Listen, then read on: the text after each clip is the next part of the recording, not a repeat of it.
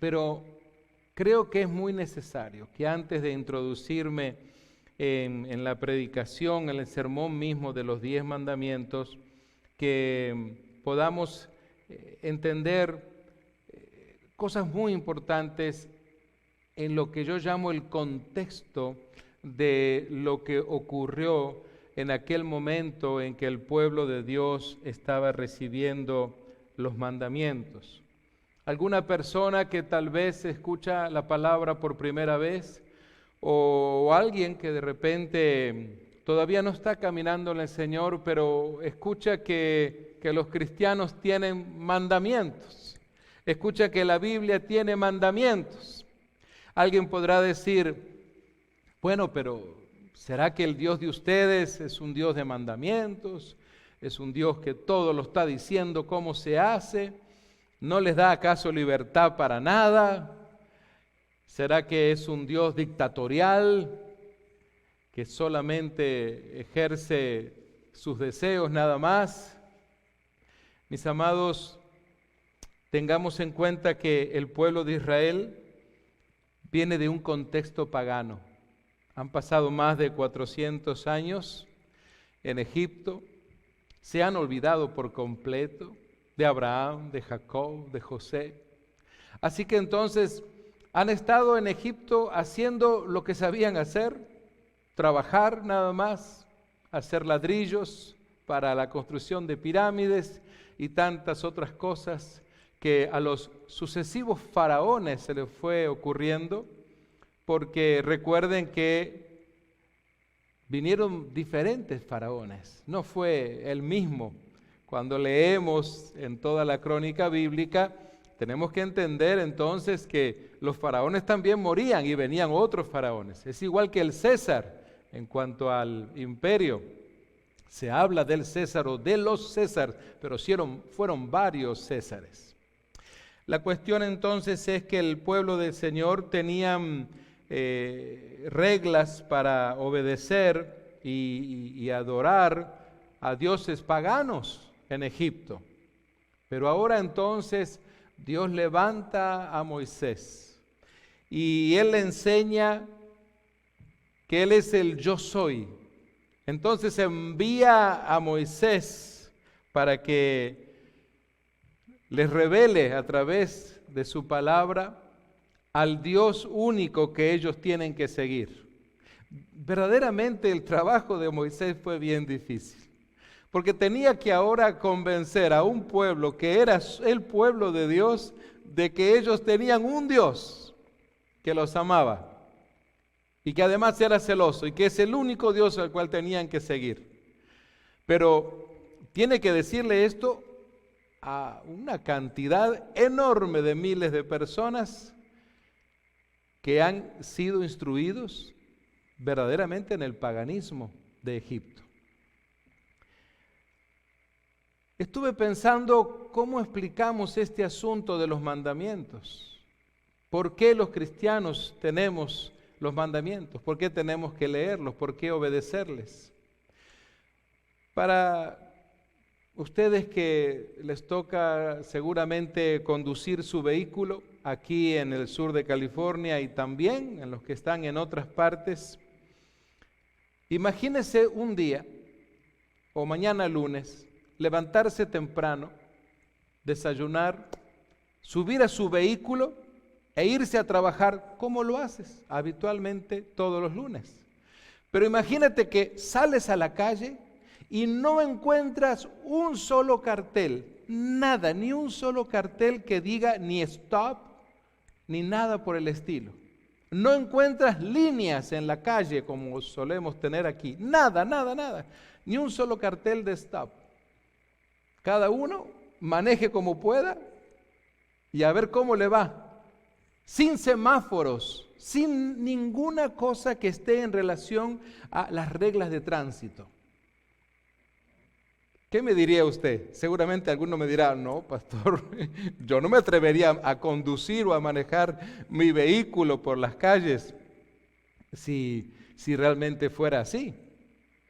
Imagínense que tan siquiera cuando hay veces en que un semáforo en una esquina está mal y está titilando la luz, ahí están los conductores para ver quién va primero y ahí están en esa lucha. Así que entonces, ahí es donde decimos, no, las reglas de tránsito las necesitamos. Por favor, regresen todas las reglas de tránsito porque así podemos conducirnos mejor. Bueno, uso esta ilustración porque de alguna manera yo entiendo que los mandamientos nos ayudan a conducirnos mejor por la vida. Pero vamos a notar en esta serie que hay dos aspectos muy importantes. Uno es el de nuestra relación personal, y a eso me voy a abocar el día de hoy, con Dios. Y la segunda es el resto de las relaciones entre nosotros. Eso es lo que vamos a encontrar nosotros en los 10 mandamientos. Así que, amados míos, los mandamientos no pretenden presentar a Dios, a un Dios exigente, a un Dios intolerante, aunque algunos piensen así, sino por el contrario, Él es un Dios que busca relacionarse con nosotros. ¿Por qué? Porque nos ama y sabe lo que necesitamos para llegar a tener una relación genuina con Él. Así que Él nos provee de todo lo necesario para que nosotros tengamos una buena relación con Él. Podemos decir entonces que cada mandamiento nos habla de su amor hacia su creación y en especial a su pueblo. Así que Dios le dio al pueblo las siguientes instrucciones que ustedes van a estar viendo seguramente en las pantallas. Los primeros 4 mandamientos son obligaciones de Israel para con Dios. La forma en que Israel debía de comportarse en su relación con Dios. Es decir, para nosotros hoy, ¿cómo podemos también nosotros hoy comportarnos con Dios? La verdad que tenemos mandamientos en todas partes, hasta en su trabajo también lo hay. Quisiera que fuéramos a Éxodo 20 y leer un poquito antes del verso 3, porque el verso 3 es el primer mandamiento, pero el verso 2 es el contexto que nos ayuda a entender lo siguiente. Verso 2. Yo soy el Señor tu Dios, quien te rescató de la tierra de Egipto. Así que Dios, antes de darle los mandamientos, se está presentando. Y además de eso le está recordando. No es un reproche, le está recordando quién es Él y qué ha hecho por ellos. Es decir, que no se confundan que no fue un Dios pagano el que los libertó. Y miren ustedes que le dice, quien te rescató de la tierra de Egipto, donde eras esclavo. Dios se identifica con su pueblo. Y ahora sí, veamos en el verso 3, porque ahora sí viene el primer mandamiento. Y dice, no tengas ningún otro Dios aparte de mí.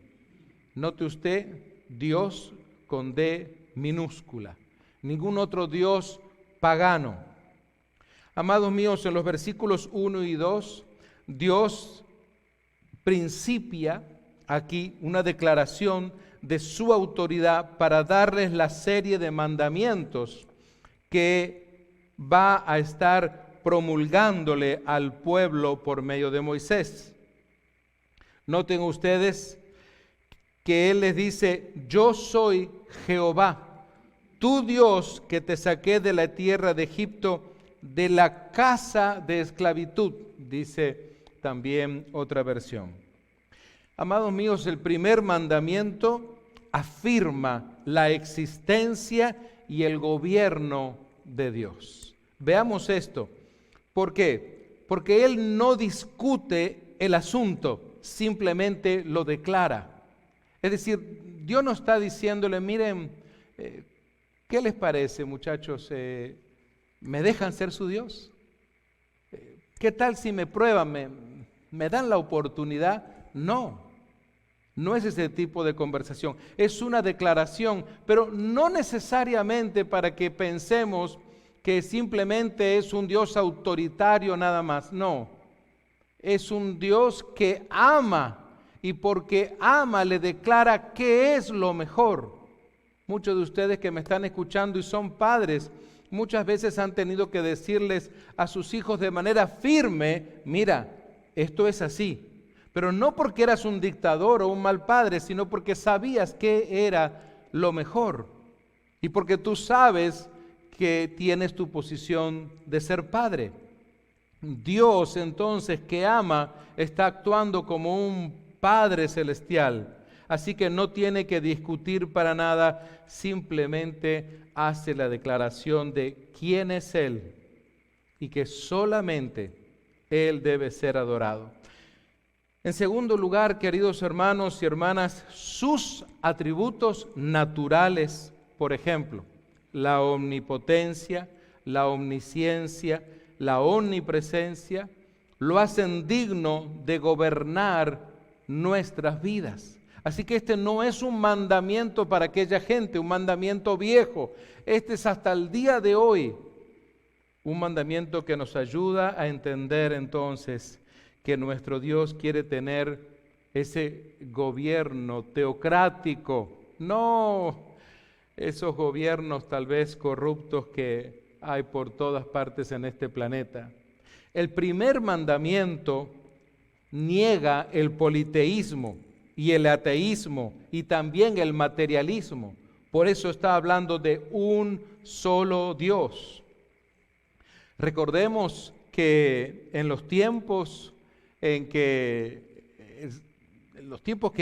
llega el Señor Jesús a la tierra, en los tiempos en que ahí está el ministerio del Señor Jesús, estaban los griegos y estaban los romanos, y ellos eran paganos y tenían diferentes dioses. Cuando leemos las cartas paulinas, hablando de Éfeso y de otras ciudades, encontramos eso.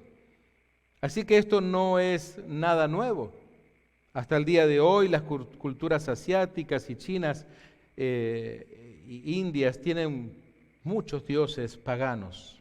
Lo que nosotros encontramos en este mandamiento es que Dios prohíbe que haya lealtad y obediencia a cualquier persona o cosa antes que a Él. Es una prohibición, definitivamente que sí. En ese tiempo, en el tiempo entonces en que llegan los mandamientos, creían en lo que se llama el enoteísmo, es decir, aceptaban la existencia de muchos dioses, que eso es el politeísmo, pero a un grupo pequeño de dioses daban su lealtad, y a eso se llama enoteísmo.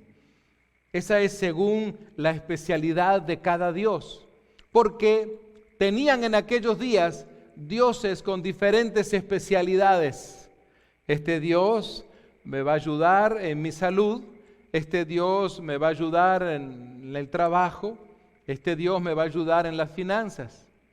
Pero amados míos, sin ir más lejos, aquellos que hemos incursionado por muchos años seguramente en la religión tradicional, católico y romana, ¿acaso no éramos así? ¿Acaso no teníamos eso? Yo fui instruido en eso. Así que entonces también teníamos santos y vírgenes para diferentes tipos de necesidades. Pero eso es el enoteísmo, está dentro también de ese paganismo, de ese politeísmo también. Esa es una realidad. Fíjense ustedes entonces que como conclusión a este primer mandamiento podemos decir que la lealtad a Jehová es absoluta. Si usted me dijera, a ver, deme una definición, algo mejor para yo entender este primer mandamiento, de eso se trata. Lealtad a Dios total, absoluta. No para que nos pongamos a discutir con Dios o a pelearnos o por qué eres así, no, porque eso es lo mejor que nos puede pasar a nosotros. Muchas veces cuando conversamos con misioneros que comparten la palabra en países muy lejanos, en culturas donde el paganismo y el politeísmo es muy fuerte, esto es una lucha muy grande. Hay muchas personas que dicen, ¿cómo usted pretende que yo ahora solamente me quede adorando a un Dios nada más? A mucha gente se le hace tan difícil entender esto, por su cultura o por sus religiones, porque muchas veces vienen a un encuentro con Cristo, comienzan a abrazar la fe, a aceptar justamente al Señor Jesús, pero tienen una lucha en cuanto al asunto de adorar solo a un Dios. No es tan automático como a algunos le puedan parecer. De hecho, hay muchas personas, muchas veces, aún en el cristianismo, que han estado en la religión tradicional y a veces pasan los años y todavía algo queda oculto allí, debajo del colchón o por alguna parte, algo de aquel paganismo que se practicaba. Quisiera llevarles entonces ahora al segundo mandamiento. Recuerden que en esta primera parte, estos 4 mandamientos nos ayudan en cuanto a nuestra relación con Dios. El versículo 4 dice: no te hagas ninguna clase de ídolo ni imagen de ninguna cosa que está en los cielos, en la tierra o en el mar.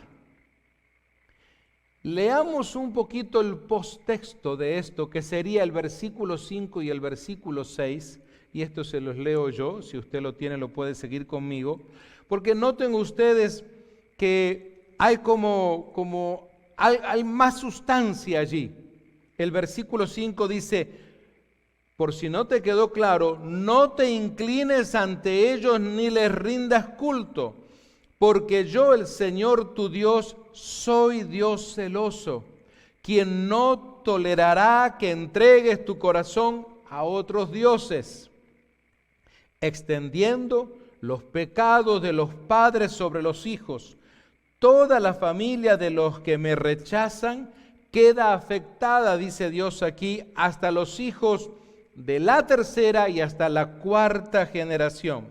Y el versículo 6 agrega: pero derramo amor inagotable por 1000 generaciones sobre los que me aman y obedecen mis mandatos. Noten usted, sobre los que me aman y obedecen mis mandatos. 2 verbos muy importantes: amar y obedecer. No se olvide de estas 2 palabras importantes. El primer mandamiento, entonces, les dije, se refiere a algún Dios que se ponga en el lugar de Dios. Este segundo mandamiento es en contra de cualquier imagen que se interponga entre Dios y el hombre como objeto de adoración. Dios no quiere que la adoración a Él sea interferida por nadie ni por nada. Les conté que el pueblo de Israel venía entonces de estar mucho tiempo adorando dioses paganos, en una cultura pagana. ¿Qué sucede después de que cruzan entonces el Mar Rojo? Hay una gran victoria. Definitivamente no hay posibilidades de que el faraón y que el ejército de Egipto hagan nada, porque fueron devastados por completo cuando las aguas se cerraron. Ni un solo soldado de Egipto logró cruzar hacia el otro lado, ni uno. Así que entonces la celebración, la felicidad, la alegría era muy grande. Ahora era un tiempo entonces donde había que preparar a este pueblo y también a los infiltrados allí que no eran de Israel. Recuerden que no todos eran israelitas. Había que preparar a este pueblo para llegar tal vez en pocas semanas a Cana de Galilea, llegar otra vez a aquellas tierras prometidas a Abraham, el patriarca. Así que entonces hay un tiempo especial entre Dios y Moisés. ¿Y qué sucede entonces? ¿Qué hace el pueblo? No ven a Moisés, pero ya, no ven cosas sobrenaturales, están allí reunidos esperando a ver qué sucede. Y tienen la brillante idea, vamos a adorar, tenemos que adorar algo. Había como un deseo de adorar algo. Y empiezan a juntar oro, a ver, con unas grandes charolas ahí. ¿Qué tienes tú? Brazaletes de oro, venga para aquí. ¿Qué tiene usted? ¿Algún otro anillo? Venga por aquí. Y empiezan a colectar todo el oro, las alhajas que la gente tenía. Y se les ocurre fundirlo y construir un becerro de oro, ¿verdad? Para adorarle. Imagínense ustedes. Más allá de que alguien pueda decir, ay, qué bonito les quedó el becerro, qué lustroso que está, bien pulido, qué obra de arte tan linda. Pero ¿qué hacen? Comienzan a danzar, comienzan a tener comidas, una pachanga espiritual allí alrededor de ese becerro. Y ahí es cuando Dios le dice a Moisés, baja rápido, ve allá porque las cosas están mal. Ya desde el principio arrancamos mal, Moisés, con el pueblo. Entonces, ¿por qué hacían esto? Porque esto era lo que habían aprendido, no habían aprendido otra cosa. Nadie les había hablado de Jehová, del único Dios. Recuerden, les dije, se habían olvidado por completo de los profetas y de todos aquellos que alguna vez les habían predicado. Así que entonces era necesario este segundo mandamiento tan importante. Ahora, este mandamiento que dice claramente no te hagas ninguna clase de ídolo o de imagen, nos explica varias cosas en relación, por ejemplo, a las pinturas artísticas, a las ilustraciones religiosas en los libros, en las revistas, las esculturas con fines históricos, las fotografías mentales que el hombre tiene de las cosas celestiales. Constantemente yo sé que hoy se dice, y es una realidad, que el ser humano es muy visual. De hecho, en las escuelas hoy se trabaja con mucha imagen visual. No tengo nada en contra de mostrar videos, ilustraciones, dibujos, organigramas. No tengo ningún problema con eso. El problema está en las imágenes que constantemente estamos rodeados. Preste usted a veces atención. Usted dirá, pero pastor, yo tengo un cuadro, pero si viera qué lindo cuadro que tengo. De repente usted hasta me da el título del autor, de un gran pintor, pero sigue siendo una imagen. Más allá que usted me diga, pero mire la pintura que tengo, vale como $1.000.000, pastor. Eso no quita, no aliviana el hecho de desagradar a Dios por de alguna manera hacernos una imagen. La verdad es que el resto de los pueblos del mundo así tratan a sus dioses, necesitan tener imágenes. Todos los que participan de la religión budista, por ejemplo, siempre tienen no solamente el clásico Buda o otra serie de ilustraciones, de imágenes, necesitan tener algo que tocar. Los que venimos de la religión tradicional romana también. Y amados míos, comparto esto no para que alguien me espere en el patio de la iglesia para enojarse conmigo y decirme, pero yo tengo algo bonito en la casa y usted me está hablando de no tener imágenes. Bueno, no soy yo. Dios dice, no te hagas ninguna clase de ídolo ni imagen de ninguna cosa que está en los cielos, en la tierra o en el mar. ¿Saben? Este mandamiento muchas veces fue mal interpretado. Tendría que decirles que este mandamiento no fue violado como algunos dicen, porque hablan de que cuando se levantó la serpiente de bronce, en Números, por ejemplo, 21:9, me gustaría leérselos porque de repente alguien le puede decir a usted esto, y a mí me interesa de que usted esté equipada y equipado para dar respuesta, porque en Números 21:9 dice, y Moisés Hizo una serpiente de bronce y la puso sobre una asta, y cuando alguna serpiente mordía a alguno, miraba a la serpiente de bronce y vivía. Pero note usted que esto no fue un elemento de adoración.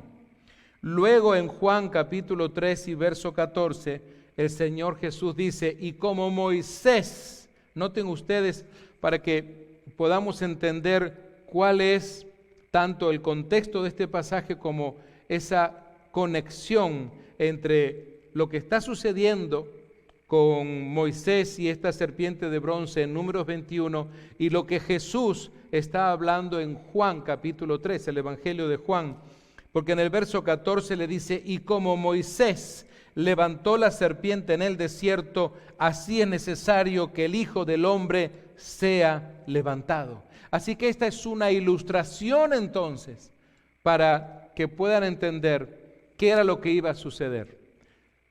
Lo que encontramos nosotros en Números es un anuncio entonces de el Jesús, el Cristo, el Salvador que sería levantado.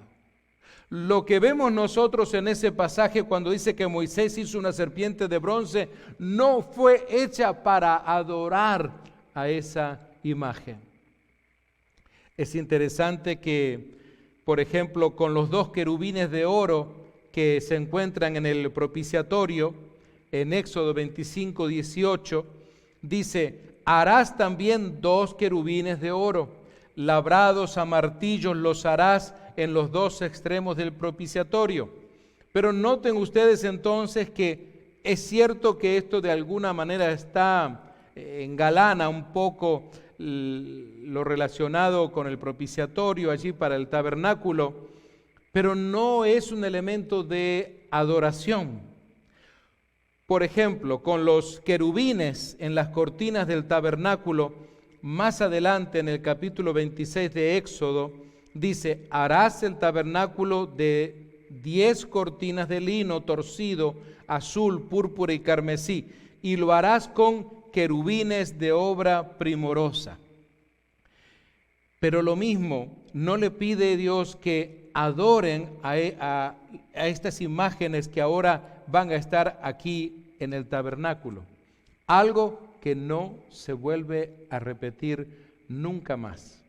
Era como al mirar esas cortinas, como una expresión de lo que se vería, una imagen celestial, para que el pueblo de Dios de alguna manera pudiera imaginarse eso. Pero noten ustedes que con los querubines se habla así, pero están también las figuras con que Salomón esculpió las paredes del templo. Les comparto esto porque muchas veces hay quienes pueden decirles, bueno, es que no has leído Primera de Reyes, capítulo 6 y verso 29. Noten ustedes que dice, y esculpió todas las paredes de la casa alrededor de diversas figuras, de querubines, de palmeras y de botones de flores por dentro y por fuera. Pero otra vez, estas no eran imágenes de adoración o adornos de adoración. Con las figuras sobre los tableros en el templo, cuando otra vez leemos Primera de Reyes 7, 29, dice, y sobre aquellos tableros que están entre las molduras había figuras de leones, de bueyes y de querubines. Pero todo esto, amados míos, no está intentando violar el mandamiento de no hacer una imagen que reemplace a Dios, una imagen en donde yo le voy a estar adorando. De eso se trata. Saben, quisiera que podamos entender esto y ver qué nos enseña específicamente este mandamiento de no hacer imagen. En primer lugar, que Dios es superior y está por encima de toda imagen cúltica.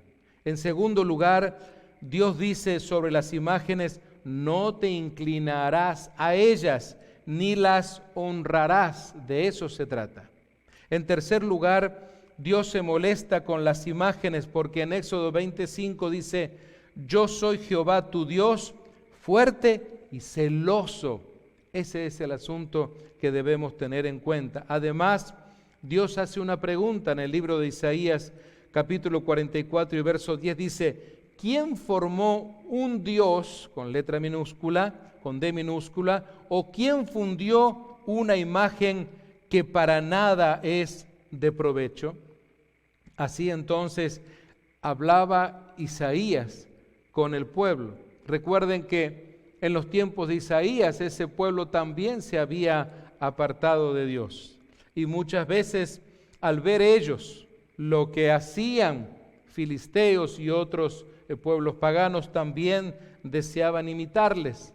Por eso la pregunta que Dios le hace a su pueblo a través del profeta.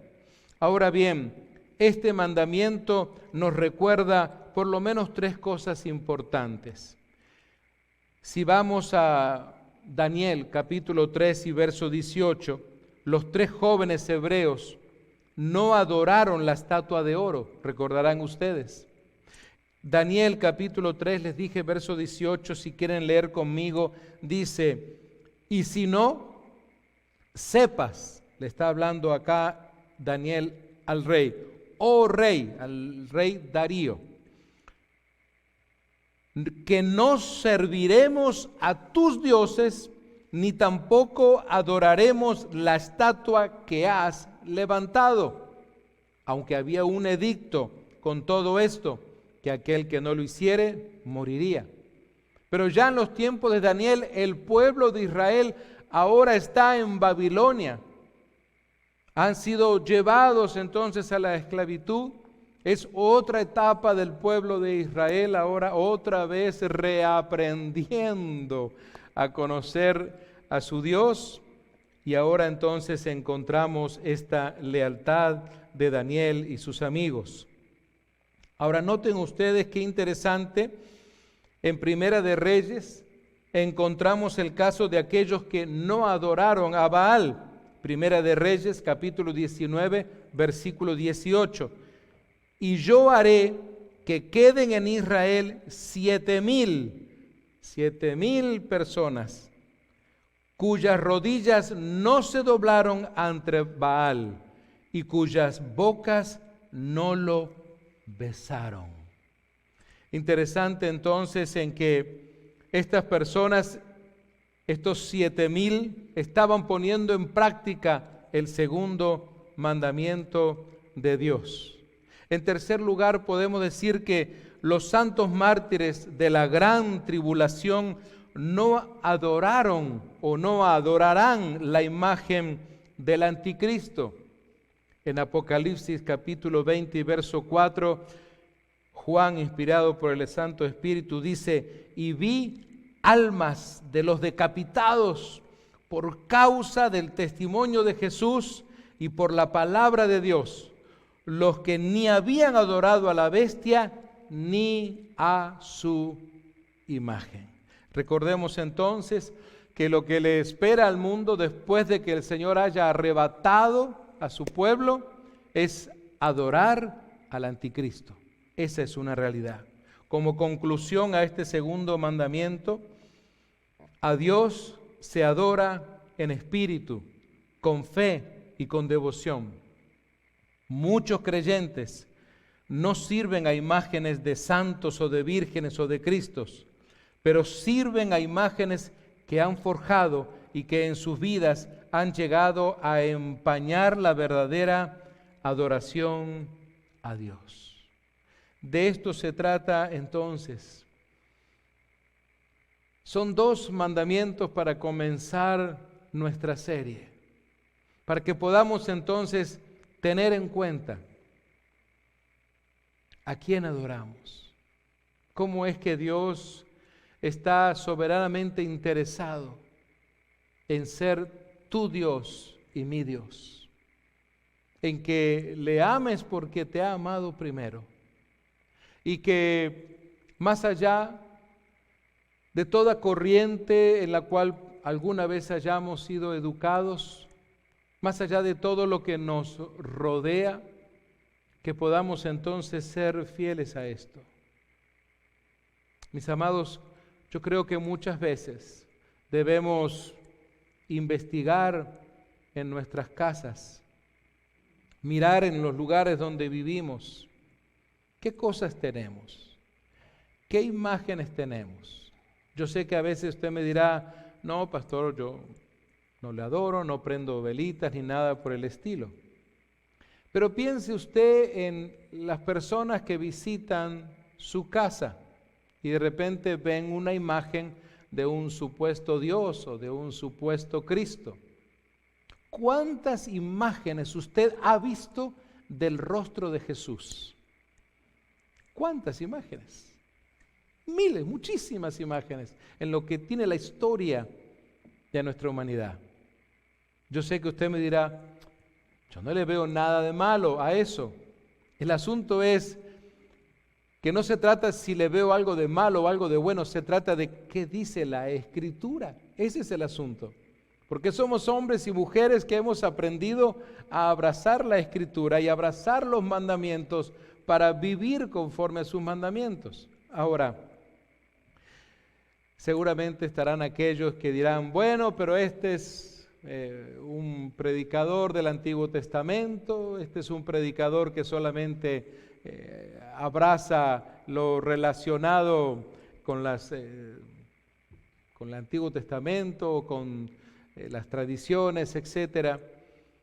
Yo no creo que los 10 mandamientos hayan sido dados para una época, nada más. Para decir, bueno, después nace el Señor Jesús y entonces para nosotros ya no son más los mandamientos. Recordemos que el Señor Jesús nunca dice, yo he venido para destruir los mandamientos, o yo he venido para que ya no sigas mis mandamientos. Nunca habla Jesús así.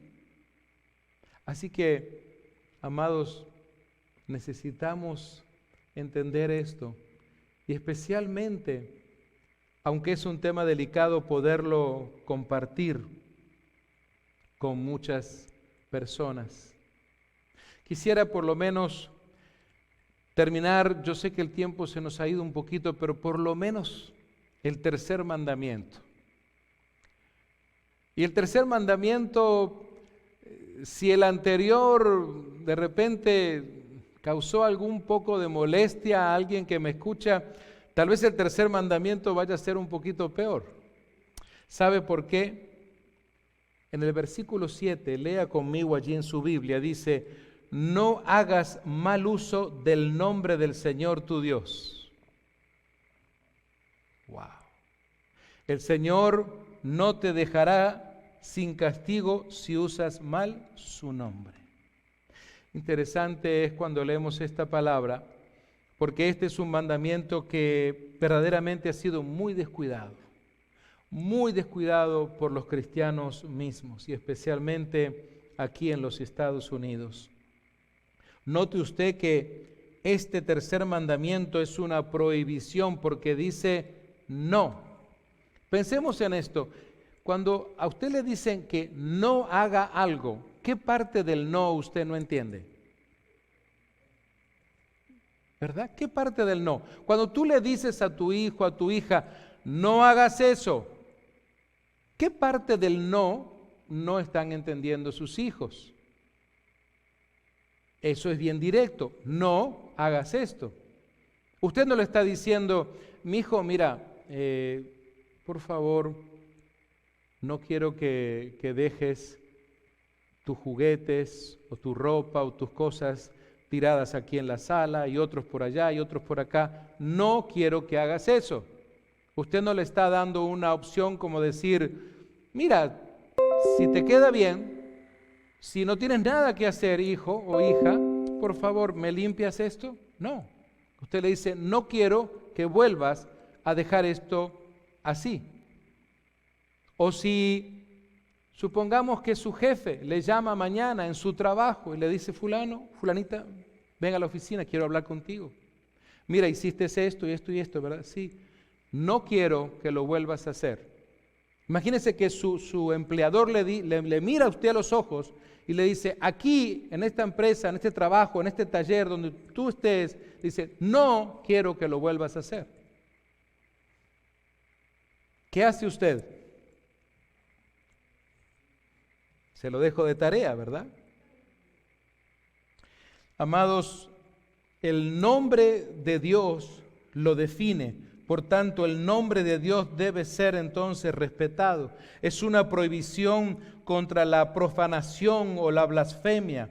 Hay reproches sobre Cristo y su iglesia cuando los cristianos entonces profanan su nombre. Hay aquí una advertencia: no hagas mal uso del nombre del Señor, tu Dios. De eso se trata. El que rompe este mandamiento entonces es también culpable de sus atenuantes o de sus consecuencias. Hay una urgencia de recapacitar en este asunto.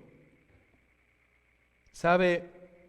Cuando hablamos de esta urgencia, tenemos que hablar de 4 cosas importantes. Primero, condenan, pero no hacen nada por evitar el quebrantamiento del mandamiento.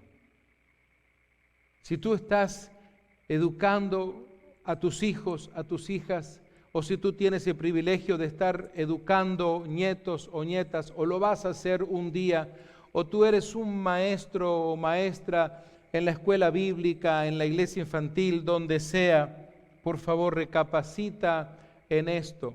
Cuando tú escuches a tus hijas o a tus hijos decir, "Oh my God", lo clásico, "Oh mi Dios", tienes que sentarte y explicarle, hijo, eso no agrada a Dios. Estás quebrantando el 3er mandamiento.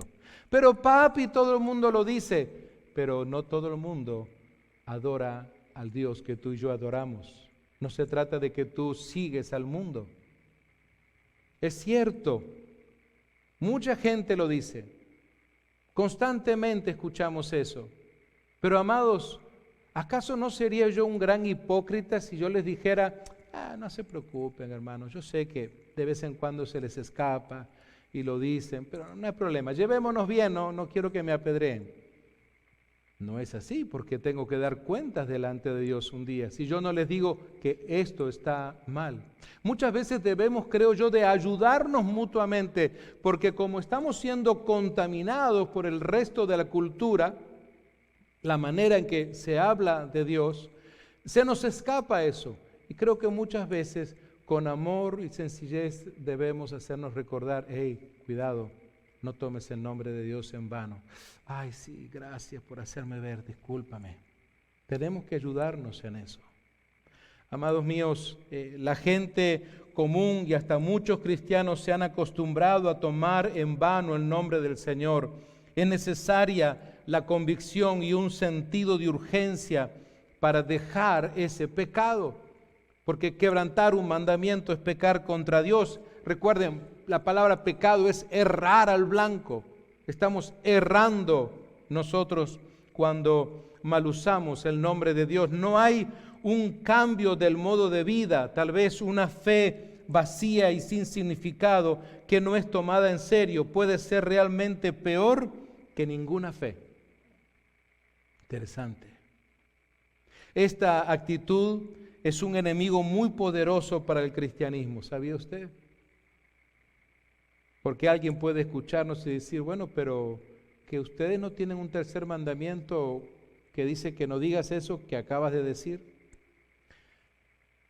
Concluyamos de esta manera, amados míos, debemos desarraigar esa actitud de nuestra vida, así de sencillo. No tengo una forma más fácil de decírselos o que usted me diga, a ver, pastor, búsquele la vuelta para que esto no sea tan trágico. No es así. Los mandamientos han sido dados para obedecer. Así de sencillo. Usted y yo debemos de escoger. Porque pensemos en esto. El primer mandamiento, decimos, sí, Dios es nuestro Dios, poderoso, y no adoraremos a otro Dios.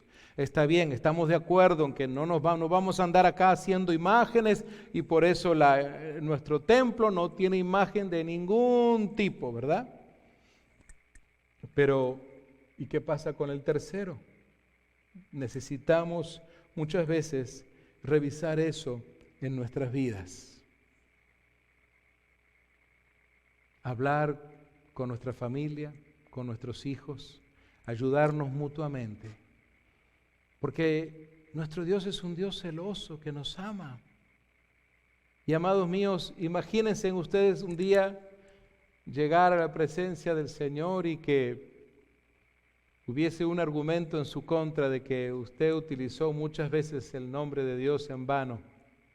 ¿Qué va a decir? Miren, yo asistí a una iglesia allá en Simi Valley y aquel que predicaba que tú tenías ahí nunca me habló de esto. ¿Sería eso un buen argumento? Bueno, si existiera ya hoy no lo existe. Y mis amados, les insto, les animo a que busquemos a Dios con todo nuestro corazón, porque algo que vamos a estar mencionando en esta serie es justamente lo que Dios mismo nos enseña. Amarás al Señor tu Dios con todo tu corazón, con toda tu alma, con toda tu mente, con todas tus fuerzas. Y amarás aún a tu prójimo como a ti mismo. Así que el Señor nos va a ayudar a reducir todo esto. Pero si quebrantamos alguno de los mandamientos del Señor, entonces, ¿cómo vamos a poder tener esa relación plena con Él? Recuerde que se trata en esta primera parte de que aprendamos a relacionarnos con Dios, a tener una relación plena con este Dios que nos ama, con este Dios que nos salva, con este Dios que es celoso y que solamente quiere que le adores a Él, porque Él es el único Dios que ha hecho lo que ningún Dios pagano jamás hubiera hecho ni haría, entregar a su propio Hijo en la cruz del Calvario, para que nosotros hoy podamos tener esta salvación y vida eterna. Les pedimos a nuestros hermanos y hermanas de las redes sociales que Dios les bendiga y les animo a seguir adelante en esta serie.